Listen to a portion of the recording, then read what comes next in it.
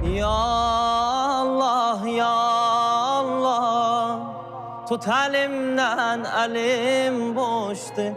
Dünyada tenhayım, yüreğim tek sana hoştu.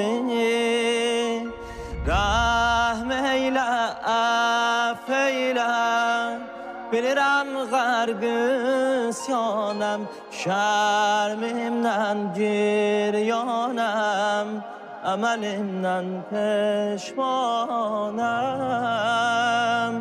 Ey pənahim, qibləgahim, səzdəgahim, çox günahim. Senden özge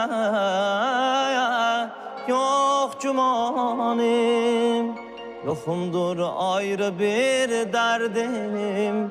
Elə avarəyəm ya Rəbb, məni affeyle ya Allah.